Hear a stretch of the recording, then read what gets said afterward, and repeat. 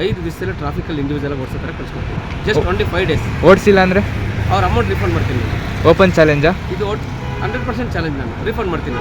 But ನಾಲೆಡ್ಗೋಸ್ಕರ 2 wheel support wheel ಮಾಡಿದ್ದೀನಿ ನೋಡಿ. ಇಲ್ಲಿ ಈ 2 ವೀಲ್ ಇದೆಯಲ್ಲ, ಇದು ಏನು ಮಾಡ್ತೀನಿ, ಸ್ಟಾರ್ಟಿಂಗಲ್ಲಿ ಅವ್ರಿಗೆ ಬ್ಯಾಲೆನ್ಸ್ ಬರದೇ ಇದ್ದಾಗ, ಸೈಕಲ್ ಬ್ಯಾಲೆನ್ಸು ಇಲ್ಲ ಏನೂ ಇಲ್ಲ, ಸೇಫ್ಟಿ 10 ಡೇಸಲ್ಲಿ ಅವರು ಟ್ರಾಫಿಕಲ್ಲಿ ಗಾಡಿ ಆರಾಮಾಗಿ ಓಡಿಸ್ತಾರೆ. ಇದು challenge. Hi guys, welcome back. ಇವತ್ತು ಆಫೀಸ್ ಹತ್ರ ಹೋಗಿ ವಿಡಿಯೋ ಮಾಡೋಣ ಅಂತ ಹೇಳಿದ್ದೆ. ಒಂದು ಲಾಸ್ಟ್ ವೀಡಿಯೋದಲ್ಲಿ ಹೇಳಿದ್ದೆ ವಿಡಿಯೋ ಮಾಡಬೇಕಂತ ಆಫೀಸ್ ಬಗ್ಗೆ ಎಲ್ಲ. ಸೊ ಅದು ವಿಡಿಯೋ ಮಾಡೋಣ, ಬನ್ನಿ ಹೋಗೋಣ. ಇವತ್ತು ಏನೇನಾಗಬೇಕಲ್ಲ ಗೈಸ್ ನೋಡಿ, ಇದೆ ನಮ್ಮ office driving school, Rajashekar motor driving school ಅಂತ. ಗೈಸ್ ಇನ್ನೊಂದು ಗಾಡಿ ತೋರಿಸ್ತೀನಿ ರೀ. ನೋಡಿ ಈ ಗಾಡಿ ಗೈಸ್, ಇದು ಯಾವುದೋ ಹ್ಯಾಂಡಿಕ್ಯಾಪ್ ಯೂಸ್ ಮಾಡೋ ಥರ ಗಾಡಿ ಅಲ್ಲ. ಈ ಗಾಡಿದೊಂದು ಸ್ಪೆಷಾಲಿಟಿ ಇದೆ, ಅದು ಮುಂದೆ ಯಾವ್ದಾದ್ರು ಒಂದು ವ್ಲಾಗಲ್ಲಿ ಹೇಳ್ತೀನಿ. ಅಂದರೆ ನಮ್ಮ ಅಪ್ಪ ಹೇಳಿದ್ರೆ ಚೆನ್ನಾಗಿರುತ್ತೆ ಗಾಡಿ ಬಗ್ಗೆ. ಸೊ ಒಂದಿನ ನಾವು ಅಪ್ಪ ಇಟ್ಕೊಂಡು ಆಫೀಸ್ ಬಗ್ಗೆ ಮತ್ತು ಗಾಡಿ ಬಗ್ಗೆ ವ್ಲಾಗ್ ಮಾಡ್ತೀನಿ. ಅವಾಗ ಗೊತ್ತಾಗುತ್ತೆ ಗಾಡಿ ಸ್ಪೆಷಾಲಿಟಿ ಅಂತ. ಗಾಡಿ ನೋಡ್ಕೊಂಡಿರಿ. ವಿಡಿಯೋ ಮಾಡೋಣ ಅಂದರೆ ಆಫೀಸ್ ವಿಡಿಯೋ ಮಾಡೋಣ ಅಂತ ಬನ್ನಿ. ಅಪ್ಪನು ಕೇಳೋಣ, ಪ್ರಶ್ನೆಗಳನ್ನ ಕೇಳೋಣ. ಏನು ಮಾಡ್ತಾ ಇದ್ದೀನಿ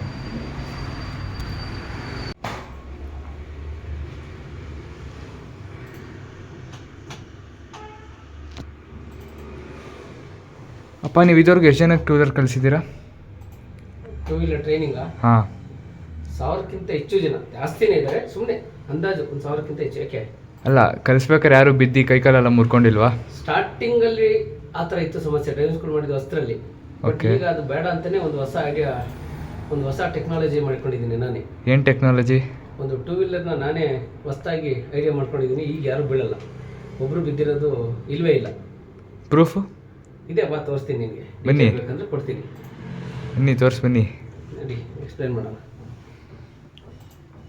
ಬನ್ನಿ ಗೈಸ್, ನೋಡೋಣ ಅದೇನು ಅಂತ. ನಿಮ್ಮನ್ನ ತಡೆದಿರುವವರು ಯಾರು? ಬಂದಪ್ಪ. ಯೂಶಲಿ ಗಾಡಿಲಿ ಏನ್ ಮಾಡ್ತಾರೆ, ಬ್ಯಾಲೆನ್ಸ್ ಬರಲ್ಲ, ಲೇಡೀಸ್ ಗಳಿಗೆ ಬ್ಯಾಲೆನ್ಸ್ ಬರಲ್ಲ ಅಂತ ಬೀಳ್ತಾ ಇರ್ತಾರೆ. ಹೌದು. ಸೊ ನಮ್ಮ ಗಾಡಿಲಿ ಆ ಬ್ಯಾಲೆನ್ಸ್ ಸಮಸ್ಯೆನೇ ಬರಲ್ಲ. ಏನಂತಂದ್ರೆ, ಈ ಬ್ಯಾಲೆನ್ಸ್ ಗೋಸ್ಕರ 2 ವೀಲ್ ಸಪೋರ್ಟ್ ವೀಲ್ ಮಾಡಿದೀನಿ ನೋಡಿ. ಇಲ್ಲಿ ಈ 2 ವೀಲ್ ಇದೆಯಲ್ಲ, ಇದು ಏನ್ ಮಾಡ್ತೀನಿ, ಸ್ಟಾರ್ಟಿಂಗ್ ಅಲ್ಲಿ ಅವ್ರಿಗೆ ಬ್ಯಾಲೆನ್ಸ್ ಬರದೇ ಇದ್ದಾಗ, ಸೈಕಲ್ ಬ್ಯಾಲೆನ್ಸು ಇಲ್ಲ ಏನೂ ಇಲ್ಲ ಅಂದಾಗ, ಈ ವೀಲ್ ನ ಈ ಬೋಲ್ಟ್ ಲೂಸ್ ಮಾಡಿದ್ರೆ ಡೌನ್ ಆಗುತ್ತೆ. ಸೊ ಅವ್ರಿಗೆ ಎಷ್ಟು ಡೌನ್ ಬೇಕೋ ಅಷ್ಟು ಡೌನ್ ಮಾಡ್ತೀನಿ. ಬಟ್ ಫುಲ್ ನೆಲಕ್ಕೆ ಟಚ್ ಮಾಡಲ್ಲ, 1 ಇಂಚ್ ಗ್ಯಾಪ್ ಕೊಟ್ಟಿರ್ತೀನಿ. ಅವ್ರು ಏನಾದ್ರು ಈ ಕಡೆ ವಾಳಿದ್ರೆ ಇದು ಪ್ರೊಟೆಕ್ಟ್ ಮಾಡುತ್ತೆ, ಆ ಕಡೆ ವಾಳಿದ್ರೆ ಅದು ಪ್ರೊಟೆಕ್ಟ್ ಮಾಡುತ್ತೆ. ಸೊ 2 ವೀಲ್ ಹೆವಿ ಮಾಡಿದೀನಿ, ಸೊ ಪ್ರೊಟೆಕ್ಟ್ ಮಾಡುತ್ತೆ. ಅವ್ರು ಯಾವುದೇ ಕಾರಣಕ್ಕೂ ಬೀಳಲ್ಲ. ಫುಲ್ 100% ಸೇಫ್ಟಿ ಇರ್ತಾರೆ. ಎಲ್ಲ ಹೆವಿಲೇ ಮಾಡಿಸಿದೀನಿ. ಆಮೇಲೆ ಅವ್ರಿಗೆ ಇನ್ನೊಂದು ಸಮಸ್ಯೆ ಏನಂದ್ರೆ, ಯೂಶಲಿ ಕಲಿಯೋರು ಎಕ್ಸಲೇಟರ್ ನ ಜಾಸ್ತಿ ಕೊಟ್ಬಿಡ್ತಾರೆ. ಈಗ ಹೋಗ್ತಾ ಇರ್ತಾರೆ, ಬೈಕ್ ಫುಲ್ ಎಕ್ಸಲೇಟರ್ ಹಿಡಿದು ಬಿಡ್ತಾರೆ. ಸೊ ಆ ಸಮಸ್ಯೆನೂ ಬೇಡ ಅಂತ ಇಲ್ಲಿ ಒಂದು ಎಕ್ಸಲೇಟರ್ ಸ್ಟಾಪರ್ ಮಾಡಿದೀನಿ. ಅದೇನಾಗುತ್ತೆ, ಇಷ್ಟಕ್ಕೆ ಹೋಗಿ ಎಂಡ್ ಆಗುತ್ತೆ. ಇಲ್ಲೂ ಲಾಕ್ ಮಾಡಿದೀನಿ, ಅಷ್ಟೇ ಎಂಡು. ಈಗ ಕಲಿಯೋರು ಕೊಡೋಗಿ ಹಿಂಗೆ, ನಾವು ಓಡಿಸ್ಬೇಕಾದ್ರೆ ಇದನ್ನ ಮೇಲೆ ಎತ್ತಿದ್ರೆ ಆ ಕಡೆ ಹೊರಟೋಗುತ್ತೆ. ಈಗ ನಾವ್ ಎಷ್ಟು ಬೇಕಾದ್ರೆ ಎಕ್ಸಲೇಟರ್ ಕೊಟ್ಕೊಂತೀವಿ. ಸೊ ಕಲಿಯೋರ್ಗೆ ಕೊಡುವಾಗ ಇದನ್ನ ಲಾಕ್ ಮಾಡ್ತೀನಿ. ಎಕ್ಸಲೇಟರ್ ಇಷ್ಟಕ್ಕೆ ಲಾಕ್ ಆಗುತ್ತೆ, ಅದ್ರ ಮೇಲೆ ಹೋಗಲ್ಲ. ಇದು ಹೊಸ ಆವಿಷ್ಕಾರ ಮಾಡಿದೀನಿ. ಸೊ ಇದುವರೆಗೂ ನಮ್ಮ ಹತ್ರ 1000 ಚಿಲ್ಲರೆ ಲೇಡೀಸ್ ಕಲ್ತಿದಾರಲ್ವಾ, 4000 ಹತ್ರ. ಬಟ್ ಇದುವರೆಗೂ ಯಾರು ಬಿದ್ದಿಲ್ಲ, ಬೀಳೋದು ಇಲ್ಲ. 100% ಸೇಫ್ಟಿ. 10 ಡೇಸಲ್ಲಿ ಅವರು ಟ್ರಾಫಿಕ್ ಅಲ್ಲಿ ಗಾಡಿ ಆರಾಮಾಗಿ ಓಡಿಸ್ತಾರೆ. ಇದು ಚಾಲೆಂಜ್. ಇನ್ನೇನು ಡೌಟ್ ಇದ್ರೆ ಕೇಳಿ ಹೇಳ್ತೀನಿ. ಕಾರ್ ಬಗ್ಗೆ ಅದನ್ನು ಡೀಟೇಲ್ ಎಕ್ಸ್ಪ್ಲೇನ್ ಮಾಡ್ತೀನಿ. ಓಕೆ. ಆಫೀಸಲ್ಲಿ ಎಷ್ಟು ದಿನದಲ್ಲಿ ಕಾರ್ ಕಳಿಸ್ತೀರಾ? ಒಳ್ಳೆ ನಾಲೆಡ್ಜ್ ಇದ್ದು, ಡ್ರೈವಿಂಗ್ ನಾಲೆಡ್ಜ್ ಬೇಡ ಅವ್ರಿಗೆ. ನಾವ್ ಹೇಳೋದನ್ನ ಕ್ಲೀನ್ ಆಗಿ ಕೇಳಿಸ್ಕೊಳ್ಳೋ ನಾಲೆಡ್ಜ್ ಇತ್ತು ಅಂದ್ರೆ 5 ದಿವಸದಲ್ಲಿ ಟ್ರಾಫಿಕ್ ಅಲ್ಲಿ ಇಂಡಿವಿಜುವಲ್ ಆಗಿ ಓಡಿಸೋ ತರ ಕಳ್ಸ್ಕೊಡ್ತೀನಿ. Just 25 days. ಓಡಿಸಿಲ್ಲ ಅಂದ್ರೆ ಅವ್ರ ಅಮೌಂಟ್ ರಿಫಂಡ್ ಮಾಡ್ತೀನಿ. ಓಪನ್ ಚಾಲೆಂಜಾ? ಇದು 100% ಚಾಲೆಂಜ್, ನಾನು ರಿಫಂಡ್ ಮಾಡ್ತೀನಿ. ಬಟ್ ಏನು ಅರ್ಥವೇ ಆಗ್ತಿಲ್ವೇ ಈ ಕೇಸು? ಎಳೆ ಮಗು ಆಗಿದ್ದಿದ್ರೆ ಓಕೆ, ಏನಿದು ಏನೋ ಗೊತ್ತಾಗ್ತಿಲ್ಲಪ್ಪ. ಗೊತ್ತಿಲ್ಲ, ನಾಲೆಡ್ಜ್ ಇರ್ಬೇಕು. ಯಾರೋ ದಡ್ಡ್ರು ಇರ್ತಾರೆ, ಏನು ಗೊತ್ತೇ ಇರಲ್ಲ, ಕಾಮನ್ ಸೆನ್ಸ್ ಇರಲ್ಲ. ಅಂತವ್ರು ಕರ್ಕೊಂಡ್ 10 ಡೇಸ್ ಅಲ್ಲಿ ಕಳ್ಸೋ, 5 ಡೇಸ್ ಅಲ್ಲಿ ಕಳ್ಸೋದ್ರೆ ಆಗಲ್ಲ. ಅಟ್ಲೀಸ್ಟ್ ವೆಹಿಕಲ್ ನಾಲೆಡ್ಜ್ ಬೇಡ, ಕಾಮನ್ ಸೆನ್ಸ್ ಇರ್ಬೇಕು. ಹೇಳಿದ್ನ ಕ್ಯಾಚ್ ಮಾಡ್ಕೊಳ್ಳೋ ಶಕ್ತಿ ಇದ್ರೆ 100% ಕಳಿಸ್ತೀನಿ ನಾನು. Office location? ಬಟ್ ಎಂತವ್ರು ಬಂದ್ರು 20 ದಿವಸದಲ್ಲಂತೂ 100ಗೆ 200% ಕಳಿಸ್ತೀನಿ. Okay, yes. ಕಾರ್ ಬಗ್ಗೆ ಎಕ್ಸ್ಪ್ಲೇನ್ ಮಾಡ್ತೀರಾ? ಖಂಡಿತ. ಹೇಳಪ್ಪ. ಇವಾಗ ಕಾರ್ನು ಅಷ್ಟೇ, ನೀವು 5 ಡೇಸಲ್ಲಿ ಕಳಿಸ್ತೀನಿ ಅಂತ ಚಾಲೆಂಜ್ ಹಾಕಿದ್ರಿ. ಯಾವ ಥರ ಕಳಿಸ್ತೀರಾ? ಈಗಲೇ ನಾನು ಆ ಟ್ರಿಕ್ನ ಕೊಟ್ಬಿಟ್ರೆ ಎಲ್ರಿಗೂ ಅರ್ಥ ಆಗ್ಬಿಡುತ್ತೆ, ಇವ್ರು ಗ್ಯಾರಂಟಿ ಕಳಿಸ್ತೇನೆ. ಹೇಗೆ ಅಂತ ಹೇಳ್ತೀನಿ ನಾನು. ಕಾರ್ ಡ್ರೈವಿಂಗ್ ಅಂದಿದ ತಕ್ಷಣ ಎಲ್ಲರ ಮೈಂಡಲ್ಲೂ ಏನು ಬರುತ್ತೆ, ಗೇರು. ಅಯ್ಯೋ, ಗೇರ್ ಹಾಕೋದೇ ಒಂದು ದೊಡ್ಡ ಸಮಸ್ಯೆ. ಕ್ಲಚ್ ಕರೆಕ್ಟಾಗಿ ಯೂಸ್ ಮಾಡಬೇಕು, ಗೇರ್ನ ಕರೆಕ್ಟಾಗಿ ಚೇಂಜ್ ಮಾಡಬೇಕು. ಅದೆಲ್ಲ ಏನೂ ಇಲ್ಲ, ತುಂಬ ಈಸಿ ಇದೆ. ಅದಕ್ಕೊಂದು ಮೇನ್ ಟ್ರಿಕ್ ಬೇಕು. ಆ ಟ್ರಿಕ್ ಗೊತ್ತಾದರೆ ಯಾರು ಬೇಕಾದ್ರೂ ಗಾಡಿನ ಈಸಿಯಾಗಿ ಓಡಿಸ್ಬೋದು. ಫಸ್ಟು ಈ ಮೀಟ್ರ್ ತೋರಿಸು. ಇಲ್ಲಿ ಡ್ಯಾಶ್ ಬೋರ್ಡಲ್ಲಿ ಒಂದಷ್ಟು ಮೀಟ್ರ್ಗಳಿದೆ. ಏನಪ್ಪ, ಫಸ್ಟ್ ಈ ಕಡೆ ರೈಟ್ ಸೈಡಲ್ಲಿ ಒಂದಿದೆ, ಅದು ಎಲ್ರಿಗೂ ಗೊತ್ತಿರುತ್ತೆ ಕಾಮನ್ ಆಗಿ, ಫ್ಯೂಲು. ಅದ್ರ ಕೆಳಗಡೆ ಒಂದು ಮೀಟ್ರ್ ಇದೆಯಲ್ಲ, ಅದು ಟೆಂಪ್ರೇಚರ್ ಮೀಟ್ರು. ಸಿ ಅಂದರೆ ಕೂಲು, ಹೆಚ್ ಅಂದರೆ ಹಾಟ್ ಅಂತ. ಸೊ ಅದು ಟೆಂಪ್ರೇಚರ್ ಯಾವಾಗ ಹಾಟ್ ಆಗುತ್ತೆ, ಇಂಜಿನ್ ತುಂಬ ಹೀಟ್ ಆದಾಗ ಹೆಚ್ಚು ಕಡೆ ಹೋಗುತ್ತೆ. ಅದು ಯಾವಾಗಲೂ ಆ ಕಡೆ ಇರುತ್ತೆ, ಒಂದು ಮುಕ್ಕಾಲ್ವರೆಗೂ ಹೋಗುತ್ತೆ, ಅದ್ರ ಮೇಲೆ ಹೋಗಲ್ಲ. ಹೋದರೆ ಇಂಜಿನ್ ಏನೋ ಪ್ರಾಬ್ಲಮ್ ಇದೆ ಅಂತ. ಅದು ಇರಲಿ. ಸೆಂಟ್ರಲ್ಲಿರೋದು ಸ್ಪೀಡೋಮೀಟ್ರು, ಇದು ಎಲ್ರಿಗೂ ಗೊತ್ತಿರುತ್ತೆ. ತುಂಬ ಜನ ಡ್ರೈವಿಂಗ್ ಸ್ಕೂಲ್ಗಳು ಹೇಳ್ಕೊಡೋದಿರ್ಬೋದು, ಅವ್ರ ಮನೆಗಳಲ್ಲಿ ಹೇಳೋದಿರ್ಬೋದು, ಅಥವಾ ಅವ್ರು ತಿಳ್ಕೊಂಡಿರೋದು ಏನಂದರೆ ಸ್ಪೀಡ್ಗೆ ತಕ್ಕಂತೆ ಗೇರ್ ಚೇಂಜ್ ಮಾಡ್ತಾರೆ. ಹಿಂಗೆ ಈಗ 0 ಇಂದ 10 ಒಂದು ಗೇರು, 10 ಇಂದ 20 ಒಂದು ಗೇರು, 20 ಇಂದ 30 ಹಿಂಗೆ ಹೋದಾಗೆಲ್ಲ ನಾವು ಗೇರ್ ಚೇಂಜ್ ಮಾಡಬೇಕು. ಇನ್ನು ಕೆಲವರು ಹೇಳ್ತಾರೆ ಫಸ್ಟ್ ಗೇರೇ 0 ಇಂದ 20ವರೆಗೂ ಫಸ್ಟ್ ಗೇರು, 20 ಆದಮೇಲೆ 35 40ವರೆಗೂ ಸೆಕೆಂಡ್ ಗೇರು, ಹಂಗೆ ಆ ಥರ ಎಲ್ಲ ಇಲ್ಲ. ಆ ಥರ ಎಲ್ಲ ಮಾಡೋಕ್ಕೋದ್ರೆ ಇಂಜಿನ್ ಲೈಫ್ ಕಡಿಮೆ ಆಗುತ್ತೆ. ಸೊ ನಾವು ಗೇರ್ನ ಚೇಂಜ್ ಮಾಡೋದು ಯಾಕೆ, ಯಾವ ಉದ್ದೇಶಕ್ಕೆ ಅಂತ ನಾನು ಡೀಟೇಲಾಗಿ ಹೇಳ್ತೀನಿ. ಅದ್ರ ಪಕ್ಕದಲ್ಲಿ ಇನ್ನೊಂದು ಮೀಟ್ರ್ ಇದೆ ನೋಡು, RPM ಮೀಟ್ರ್ ಅಂತ. So RPM means rotation per minute ಅಂತ, ಅಥವಾ ರೆವಲ್ಯೂಷನ್ಸ್ ಪರ್ ಮಿನಿಟ್ ಅಂತ. ಇಂಜಿನು ರೆವಲ್ಯೂಷನ್ಸ್ ಅಂದರೆ ಏನು? ನಾವು ಇಂಜಿನ್ ಹಿಂಗೆ ಸ್ಟಾರ್ಟ್ ಮಾಡಿದ ತಕ್ಷಣ ಅದು ತನ್ನಕ್ಕೆ ತಾನೇ ಈಗ ಸುತ್ತಾ ಇರುತ್ತೆ. ಅದು ಒಂದು ನಿಮಿಷದಲ್ಲಿ ಎಷ್ಟು ಬಾರಿ ಸುತ್ತುತ್ತೆ ಅಂತ. ಆ್ಯಕ್ಚುಲಿ ಒಂದು ನಿಮಿಷಕ್ಕೆ ಅದು 1000 ರೌಂಡ್ ಸುತ್ತುತ್ತೆ, ಅಂದರೆ 1000 ರೌಂಡನ್ನು ಅದು ಹೀಗೆ ಸುತ್ತಾ ಇರುತ್ತೆ. ನಾವು ಯಾವಾಗ ಎಕ್ಸಲೇಟರ್ ಜಾಸ್ತಿ ಮಾಡ್ತೀವಿ, ಆ 1000 ಇದ್ದು 2000 ಆಗ್ಬೋದು, 3000 ಆಗ್ಬೋದು, ಅಥವಾ 5000 ಆಗ್ಬೋದು, ನಾವು ಎಷ್ಟು ಪ್ರೆಸ್ ಮಾಡ್ತೀವಿ ಅಷ್ಟು RPM ಜಾಸ್ತಿ ಆಗುತ್ತೆ. ಅದನ್ನು RPM ಅಂತ ಕರೀತಾರೆ. ಸೊ ಈ RPMಗೂ ಗೇರ್ಗೂ ಒಂದು ಸಂಬಂಧ ಇದೆ. ಯಾರು RPM ನಾಲೆಡ್ಜ್ ಇದ್ದರೆ, ಅಂದರೆ ಗೇರ್ ನಾಲೆಡ್ಜ್ ಇದ್ದರೆ RPMನ ಬ್ಯಾಲೆನ್ಸ್ ಮಾಡ್ಬೋದು. RPMನ ಬ್ಯಾಲೆನ್ಸ್ ಮಾಡೋದ್ರಿಂದ ಗೇರ್ ಹಾಕ್ತೀವಿ. ಸೊ 2ರಿಂದ ಇಂಜಿನ್ ಲೈಫ್ ಬರುತ್ತೆ. ಅದು ಹಾಗೆ ಹೇಳಿದ್ರೆ ಅರ್ಥ ಆಗಲ್ಲ, ಈಗ ಹೇಳ್ತೀನಿ ನೋಡು. ಇಲ್ಲಿ ನೋಡು, RPM ಫಸ್ಟು 1000 ಇರುತ್ತೆ.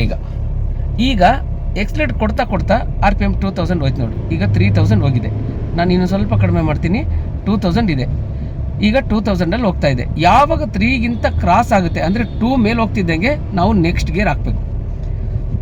ಈಗ ಫಸ್ಟ್ ಗೇರಲ್ಲಿ ಇರ್ತೀವಿ, ಸ್ವಲ್ಪ ಎಕ್ಸ್ಲೇಟರ್ ಫಾಸ್ಟ್ ಮಾಡಿದ ತಕ್ಷಣ RPM ಜಾಸ್ತಿ ಆಗುತ್ತೆ, ಸೆಕೆಂಡ್ ಗೇರ್ ಹಾಕ್ತೀನಿ, ಆವಾಗ RPM ವಾಪಸ್ 1000 ಬರುತ್ತೆ.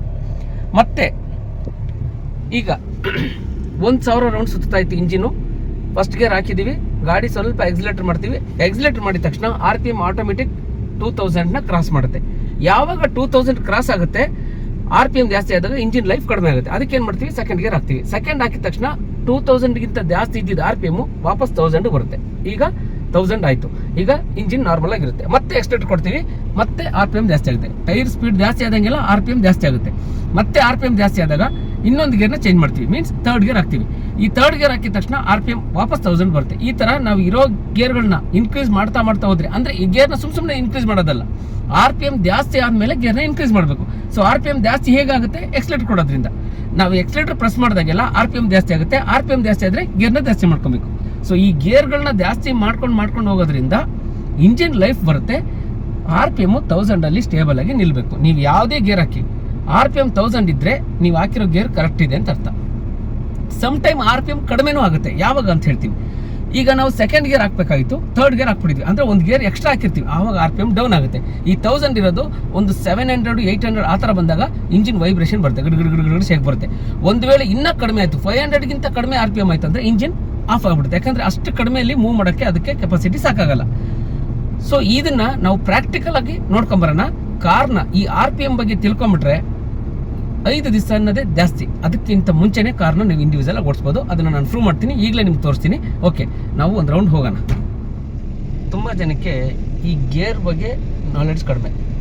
ಗೇರ್ ಹಾಕೋದಕ್ಕಿಂತ ಮುಂಚೆ ಇಲ್ಲಿ ಹೆಂಗೆ ಯೂಸ್ ಮಾಡ್ಬೇಕು ಅನ್ನೋದು ಗೊತ್ತಾಗ್ತಾ ಇಲ್ಲ. ನೋಡಿ, ಇಲ್ಲಿ ಈಗ ಹಿಂಗೆ ಇಟ್ಕೊಂಡು ಹಿಂಗೆ ಎನರ್ಜಿ ಕೊಡ್ತಾರೆ, ಅಷ್ಟೇನು ಬೇಕಾಗಿಲ್ಲ. ಗೇರ್ನ ಎಷ್ಟು ಸ್ಮೂತಾಗಿ ಮಾಡಿದ್ದಾರೆ ಅಂದರೆ, ಟೋಟಲ್ 6 ಗೇರು, 1 2 3 4 5 ಅಂಡ್ ರಿವರ್ಸ್ 6 ಗೇರು. ಕೆಲವು ಗಾಡಿ 7 8 ಆ ಥರ ಎಲ್ಲ ಇರುತ್ತೆ. ಸೊ ಇದು ನಾರ್ಮಲಾಗಿ 5 ಗೇರು ಪ್ಲಸ್ ಒಂದು ರಿವರ್ಸ್ಗೆ ಬರುತ್ತೆ. ಈಗ ನ್ಯೂಟ್ರಲ್ ಅಂತ ಕೇಳಿದ ತಕ್ಷಣ ಎಲ್ಲರೂ ಹೇಳೋದು 3rd 4th ಮಧ್ಯೆ ನ್ಯೂಟ್ರಲ್ ಬರುತ್ತೆ ಅಂತ. ಆ್ಯಕ್ಚುಲಿ ಅದು ರಾಂಗು. ಫಸ್ಟು ಸೆಕೆಂಡ್ ಮಧ್ಯನೂ ನ್ಯೂಟ್ರಲ್ ಇದೆ, 3 4 ಮಿಡ್ಲಲ್ಲೂ ನ್ಯೂಟ್ರಲ್ ಇದೆ, 5th ರಿವರ್ಸ್ ಮಿಡ್ಲಲ್ಲೂ ನ್ಯೂಟ್ರಲ್ ಇದೆ. ಎಲ್ಲ ಕಡೆನೂ ನ್ಯೂಟ್ರಲ್ ಬಂದೇ ಬರುತ್ತೆ, ಅಂದರೆ ಆ ಗೇರು ಈ ಗೇರ್ ಮಧ್ಯೆ ನ್ಯೂಟ್ರಲ್. ಈಗ ಫಸ್ಟ್ ಹಾಕಿದ್ದೀವಿ, ಇಲ್ಲಿ ನ್ಯೂಟ್ರಲ್ ಬರುತ್ತೆ. ಸೆಕೆಂಡ್ ಹಂಗೆ ಹಿಂದೆ ಹೋದರೆ ನ್ಯೂಟ್ರಲ್ ಬರುತ್ತೆ. ಇಲ್ಲಿ ಸೆಕೆಂಡಲ್ಲಿ ಇದೆ neutral first, neutral second. But ಕೈ ಹೀಗೆ ಇಟ್ಕೊಂಡು ಹೀಗೆ ಮುಂದೆ ಹೇಳಿದ್ರೆ, ಅಂದರೆ ಗೇರ್ ಈಗ ಸ್ಟ್ರೈಟ್ ಇರೋದನ್ನ ಬೆಂಡ್ ಮಾಡ್ಕೊಂಬಿಟ್ರೆ ಅದು ಬರೀ ಫಸ್ಟು ಸೆಕೆಂಡ್ ಮಾತ್ರ ಹೋಗುತ್ತೆ. ಇಲ್ಲಿ ಈಗ ಸೆಕೆಂಡಿಂದ ಜಸ್ಟ್ ಮುಂದೆ ಸ್ಟ್ರೈಟಾಗಿ ಹಿಂಗೆ ತಳ್ಳಿದ ತಕ್ಷಣ ಆಟೋಮೆಟಿಕ್ ಮಧ್ಯಕ್ಕೆ ಬಂದುಬಿಡುತ್ತೆ. ಇಲ್ಲಿಂದ ಹೀಗೆ ಬೆಂಡ್ ಮಾಡ್ಕೊಂಡೇ ತಳ್ಳಬೇಕು. ಇಲ್ಲಿಂದ ನಾವು ಹಿಂಗೆ ಕ್ರಾಸಾಗಿ ತಳ್ಳಿದ್ರೆ ಫಸ್ಟ್ ಥರ್ಡ್ ಫೋರ್ತ್ ನ್ಯೂಟ್ರಲ್ ಬರಲಿ ಅಂತ ಬರಲ್ಲ, ಅದು ಟೈಟ್ ಆಗುತ್ತೆ, ಗೇರ್ ರಾಂಗ್ ಹೋಗುತ್ತೆ. ಸೊ ಜಸ್ಟ್ ಪುಷ್ ಮಾಡಿದ ತಕ್ಷಣ ಅದು ಆಟೋಮೆಟಿಕ್ 3-4 ಮೀಟ್ರ್ ಬಂದ್ಬಿಡುತ್ತೆ. ಈಗ ಥರ್ಡ್ ಗೇರ್ ಇಷ್ಟೇ, ಮತ್ತೆ ನ್ಯೂಟ್ರಲ್ ಸುಮ್ಮನೆ ಹೀಗೆ, ಮತ್ತೆ ಹಿಂದೆ ಫೋರ್ತು, ಮತ್ತೆ ನ್ಯೂಟ್ರಲ್, ಫಿಫ್ತ್ ಗೇರ್ ಈ ಕಡೆ ಟಚ್ ಮಾಡಿ ಹಿಂಗೆ ತಳ್ಳಿದ ತಕ್ಷಣ ಫಿಫ್ತ್ ಗೇರ್, ಮತ್ತೆ ನ್ಯೂಟ್ರಲ್, ಹೀಗೆ ಹೀಗೆ. ಸೊ ಫಸ್ಟು ಸೆಕೆಂಡ್ ಕೈ ಹೀಗೆ ಚೇಂಜ್ ಆಗಬೇಕು, ಫಿಫ್ತು ರಿವರ್ಸ್ಗೆ ಹೀಗೆ ಚೇಂಜ್ ಆಗಬೇಕು, 3-4ಗೆ ಕೈ ಹೀಗೆ ಚೇಂಜ್ ಆಗಬೇಕು. ಹಿಂಗೆ ಇಲ್ಲಿ ಕೈನ ಈ ಥರ ಕಪ್ ಥರ ಯೂಸ್ ಮಾಡಬೇಕು. ಇಲ್ಲಿ ಥರ್ಡ್ ನ್ಯೂಟ್ರಲ್, ಫೋರ್ತ್ ನ್ಯೂಟ್ರಲ್. ಎಷ್ಟು ಸಾಫ್ಟಾಗಿ ಬೀಳುತ್ತೆ ಅಂದರೆ ಗೇರ್ ಇಲ್ಲಿ first second neutral, third neutral, fourth neutral, fifth ಮತ್ತೆ ನ್ಯೂಟ್ರಲ್, ಫಿಫ್ತ್ಗೆ ಮತ್ತೆ ಈ ಕಡೆ ಹೋಗಿ ರಿವರ್ಸ್ ಹಾಕಬೇಕು, ರಿವರ್ಸು, ಹೀಗೆ. ಗೊತ್ತಾಯ್ತಾ? ಸರಿ, ಈಗ ಗೇರ್ನ ಸ್ಪೀಡ್ ವೈಸ್ ಹೆಂಗೆ ಮ್ಯಾಚ್ ಮಾಡೋದು ನೋಡ್ಕೊಂಬಿಡೋಣ. RPMಗೆ ತಕ್ಕಂತೆ ಗೇರ್ನ ಚೇಂಜ್ ಮಾಡಬೇಕು. ಈಗ ಫಸ್ಟ್ ಗೇರ್ ಹಾಕಿದ್ವಿ, RPM ತೋರಿಸಿ. ಈಗ RPM 1000 ಇದೆ, ಆಲ್ಮೋಸ್ಟ್ 1000 ಇದೆ. ಈಗ ಫಸ್ಟ್ ಗೇರಲ್ಲಿ ಮೂವ್ ಮಾಡ್ತಾ ಇದ್ದೀನಿ, ಮೂವ್ ಮಾಡೋವರೆಗೂ ಸ್ವಲ್ಪ ಡೌನ್ ಆಗುತ್ತೆ RPM. ಈಗ ಡೌನ್ ಆಗಿದೆ, ಸ್ವಲ್ಪ ರೈಸ್ ಮಾಡ್ತಾ ಇದ್ದೀನಿ. ಇಲ್ಲಿ RPM ಜಾಸ್ತಿ ಆಯಿತು, ಸೆಕೆಂಡ್ ಗೇರ್ಗೆ ಹೋಗ್ತಾ ಇದ್ದೀನಿ, RPM ಜಾಸ್ತಿ ಆಯಿತು. ಈಗ ಸೆಕೆಂಡ್ ಹಾಕ್ತೀನಿ, RPM ಇಮಿಡಿಯೇಟ್ಲಿ 1000 ಆಯಿತು. ಈಗ ಸ್ಪೀಡು ಇಷ್ಟಿದೆ, ಮತ್ತೆ ನಾನು ಎಕ್ಸ್ಲೇಟರ್ ಕೊಡ್ತಾ RPM ಸ್ವಲ್ಪ ಜಾಸ್ತಿ ಆಗುತ್ತೆ. ಯಾವಾಗ ಅದು 2000ನ ಮತ್ತೆ ಕ್ರಾಸ್ ಮಾಡುತ್ತೆ, ಈಗ ನ್ಯೂಟ್ರಲ್ ಥರ್ಡ್ ಗೇರು, ಮತ್ತೆ ಥರ್ಡ್ ಗೇರಲ್ಲಿದ್ವಿ, RPM 1000 ಆಗಿದೆ. ಈಗ ಮತ್ತೆ ನಾನು ಎಕ್ಸ್ಲೇಟರ್ ಕೊಡ್ತೀನಿ, ಕೊಡ್ತಾ ಸ್ಪೀಡ್ ಜಾಸ್ತಿ ಆಗ್ತಾ ಇರುತ್ತೆ, RPM ಜಾಸ್ತಿ ಆಗುತ್ತೆ. RPM ಜಾಸ್ತಿ ಆಗಿದ ತಕ್ಷಣ ಫೋರ್ತ್ ಗೇರ್ ಹಾಕಿದ್ದೀನಿ. ಇಷ್ಟೇ, ಇದು ನಾರ್ಮಲ್ ಸ್ಪೀಡು. ಫೋರ್ತ್ ಗೇರಲ್ಲಿ ಹೋಗ್ತಾ ಇದ್ವಿ, RPM 1000 ಇರುತ್ತೆ. ಈಗ ಇನ್ನೊಂದು ಚೂರು ರೈಸ್ ಮಾಡಿಬಿಟ್ಟು ಫೋರ್ತ್ ಗೇರಲ್ಲಿ RPM ಜಾಸ್ತಿ ಆಗಲ್ಲ. ಈಗ ನ್ಯೂಟ್ರಲ್ ಫಿಫ್ತ್ ಗೇರ್ ಹಾಕೊಂಡ್ರೆ RPM 1000 ಇರುತ್ತೆ, ನಮ್ಮ ಪಾಡಿಗೆ ನಮ್ಮ ಗಾಡಿ ಹೋಗ್ತಾನೆ ಇರುತ್ತೆ. ಎಲ್ಲಿ ಗಾಡಿನ ನಾವು ಸ್ಲೋ ಮಾಡ್ತೀವಿ ಅಲ್ಲಿವರೆಗೂ ನಾವು ಡಿಕ್ರೀಸ್ ಮಾಡೋಂಥ ನೆಸೆಸಿಟಿ ಇರಲ್ಲ. ಫಾರ್ ಎಕ್ಸಾಂಪಲ್, ಈಗ ಇಲ್ಲಿ ಹಸು ಬರ್ತಾ ಇದೆ, ನಾನು ಗಾಡಿ ಸ್ವಲ್ಪ ಸ್ಲೋ ಮಾಡ್ತಾ ಇದ್ದೀನಿ. ಈ ಸ್ಲೋ ಮಾಡಿದ ತಕ್ಷಣ ಗಾಡಿ ಸ್ಲೋ ಆಯಿತಾ, RPM ಕೂಡ ಡೌನ್ ಆಗುತ್ತೆ. ನಾನು ಮತ್ತೆ ಫಸ್ಟ್ ಗೇರ್ಗೆ ಹಾಕಿದೆ, ಕಂಪ್ಲೀಟ್ಲಿ ಸ್ಟಾಪ್ ಆಯ್ತಾ ಬಂತು, ಅದಕ್ಕೆ ಫಸ್ಟ್ ಗೇರ್ ಹಾಕಿ ಮತ್ತೆ ರೈಸ್ ಮಾಡ್ತೀನಿ, RPM ಜಾಸ್ತಿ ಆಗುತ್ತೆ, ಇಮಿಡಿಯೇಟ್ಲಿ ಸೆಕೆಂಡ್ ಗೇರು. ಸೊ RPM ಎಲ್ಲಿ ಜಾಸ್ತಿ ಆಗುತ್ತೋ ನಾವು ಗೇರ್ಗಳನ್ನ ಇನ್ಕ್ರೀಸ್ ಮಾಡ್ಕೊಂಡು ಹೋಗ್ತಾ ಇರಬೇಕು. ಈಗ ಮತ್ತೆ RPM ಈ ಅಪ್ಗಳಲ್ಲಿ RPM ಸ್ವಲ್ಪ ಜಾಸ್ತಿ ಮಾಡಬೇಕು. ಈಗ ಲೆವೆಲ್ ರೋಡಲ್ಲಿ 2000 ಹೋಗಿದ ತಕ್ಷಣ ಗೇರ್ ಚೇಂಜ್ ಮಾಡ್ಬೋದು, ಅಪ್ಪಲ್ಲಿ ಸ್ವಲ್ಪ RPM ಜಾಸ್ತಿ ಆಗಬೇಕು, ರೆಗ್ಯುಲರ್ಗಿಂತ ಜಾಸ್ತಿ ಆಗಬೇಕು. ತೋರಿಸ್ತೀನಿ. ಈಗ ರೈಸ್ ಮಾಡ್ತಾ ಇದ್ದೀನಿ, ಈಗ RPM 2000ನ ಕ್ರಾಸ್ ಮಾಡ್ತಾ ಇದೆ. ಈಗ ನಾನು 2000 ಜಾಸ್ತಿ ಆದಮೇಲೆ ನ್ಯೂಟ್ರಲ್ ಥರ್ಡ್ ಗೇರು, ಈಗ 1000 ಬರುತ್ತೆ, 1500 ಇರುತ್ತೆ ಅಪ್ಪಲ್ವಾ, ಅದಕ್ಕೆ ಈಗ ಇನ್ನೂ ರೈಸ್ ಮಾಡಿಬಿಟ್ಟು ಮತ್ತೆ ನ್ಯೂಟ್ರಲ್ ಫೋರ್ತ್ ಗೇರ್ ಹಾಕ್ತೀನಿ ಇಲ್ಲಿ, ಈಗ ಅದು 1000 ಹೋಗುತ್ತೆ. ಸೊ ಈ ಥರ ಗೇರ್ನ ಚೇಂಜ್ ಮಾಡ್ಕೊಳ್ಳೋದ್ರಿಂದ ಇಂಜಿನ್ ಲೈಫ್ ಚೆನ್ನಾಗಿರುತ್ತೆ, ನಮ್ಮ ಗಾಡಿ ಡ್ರೈವಿಂಗ್ ಪರ್ಫೆಕ್ಟ್ ಆಗುತ್ತೆ. ಇದನ್ನು ಕಲಿಯೋದಕ್ಕೆ ತಿಂಗಳಾನ್ಗಟ್ಲೆ ನೆಸೆಸಿಟಿ ಇಲ್ಲ, ತಿಂಗಳಾನ್ಗಟ್ಲೆ ಏನು ಬೇಕಾಗಲ್ಲ. ಸೊ ಈಸಿಲಿ 5 ಡೇಸಲ್ಲೇ ನೀವು ಕಾರ್ ಕಲಿಬೋದು. ನೀವು 5 ಡೇಸಲ್ಲಿ ಕಾರ್ ಕಲ್ತಿಲ್ಲ ಅಂದರೆ ಅದು ಜವಾಬ್ದಾರಿ ನಾನು. ಇದು ಓಪನ್ ಚಾಲೆಂಜು, ನೀವು ಚೆಕ್ ಮಾಡ್ಕೊಳ್ಳಿ.